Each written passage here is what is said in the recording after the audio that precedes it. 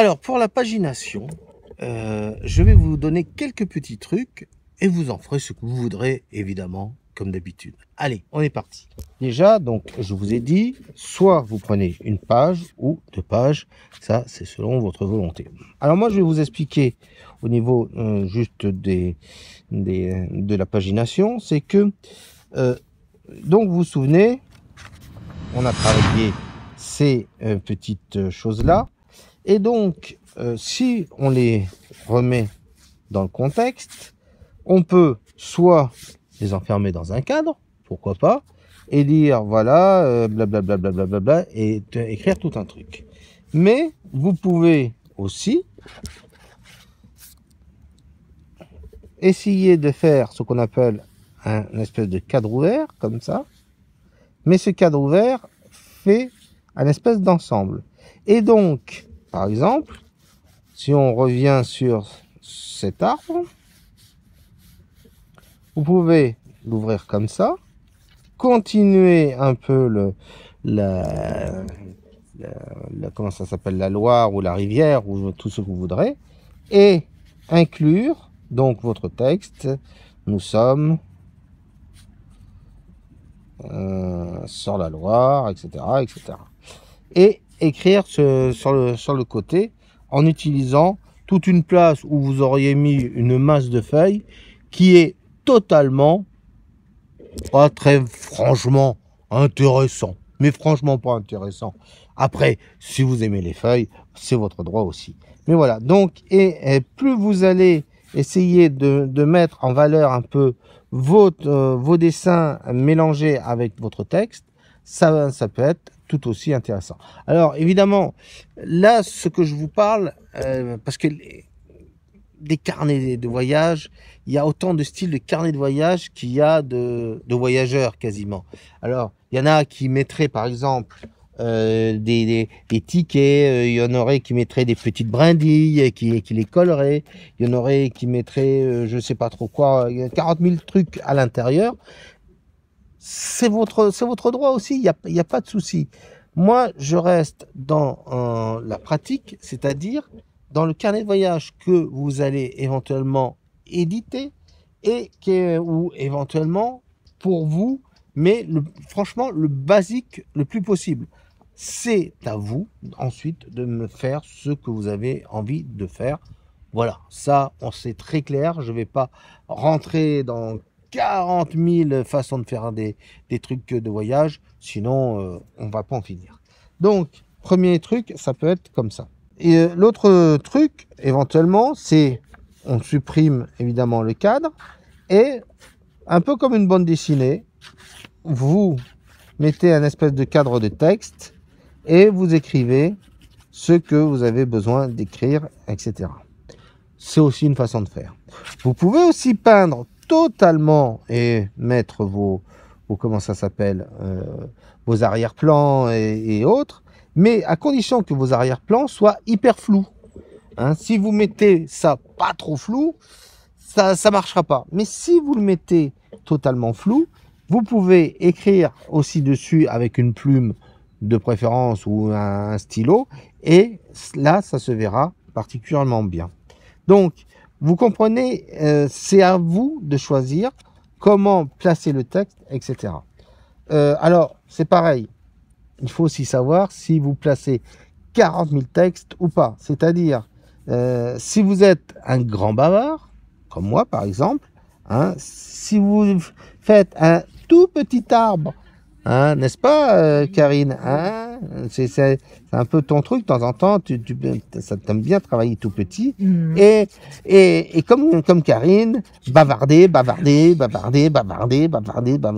Vous pouvez aussi, mais ça fait un peu bizarre. Mais c'est aussi possible. Vous pouvez aussi mettre en pleine page votre arbre, comme ça, et utiliser les deux côtés comme si c'était ce qu'on appelle des colonnes, hein, pour raconter ce que vous avez envie de raconter.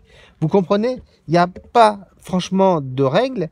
La seule règle, c'est d'être lisible. Donc, pour être lisible, il faut que toujours vous pensiez que vous avez un œil qui se balade, qui fait comme ça, qui découvre. Alors là, il va venir, il va buter contre l'arbre, donc il va lire ça, il va regarder l'arbre et puis il va passer à ça ensuite, comme ça. Donc, c'est toujours la même chose. C'est des règles de communication et autres. C'est à vous d'arranger un peu tout ça. Après, et je répète une nouvelle fois, c'est vous qui décidez de ce que vous voulez mettre, comment le mettre, et il n'y a pas franchement de règles. Par contre, il y a une règle que je vais vous expliquer et que je vois souvent dans les carnets de voyage, et ça m'embête. C'est que, bon, vous pouvez faire tous les dessins que vous voulez, hein, il n'y a pas de souci. Mais alors, il y a, par exemple, ceux qui écrivent comme ça.